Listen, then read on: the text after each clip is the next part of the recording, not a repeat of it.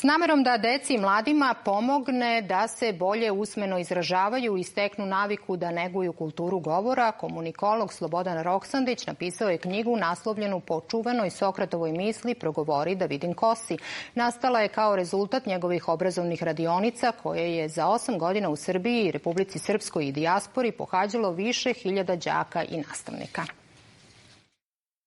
U zavisnosti od boje glasa, razgovednosti izgovora, izbora reči, brzine govora, glasnosti, govora tela koji prati izgovoreno i drugih elemenata, stiče se utisak o govornikovom samopouzdanju, rečitosti, stručnosti, iskrenosti, uverljivosti, kaže Slobodan Roksandić. Izraziti se jasno, razumljivo i bez straha, ključ je dobre komunikacije i uspešnog nastupa u bilo čemu čime se bavimo.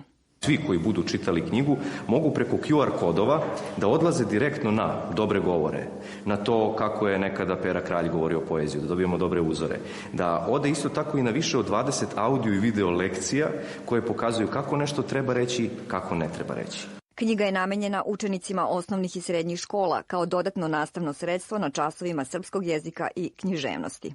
Mnogi ne stižu od obimnog programa da se time bave, ali pokazuje se da ako sa decom uradite taj osnovni program govora, da onda dobijate s druge strane povratnu informaciju da oni više žele da čitaju, više žele da pišu bolje, jer od govora počinje sve. O efikasnosti programa i vežbi svedoče učesnici takmičenja u besedništvu i recitovanju u znak sećanja na Ljubicu Koprivicu, profesorku srpskog jezika i književnosti. Meni su ove radionice bile veoma korisne, zato što sam ja mucao i moja druga beseda je bilo mucanje.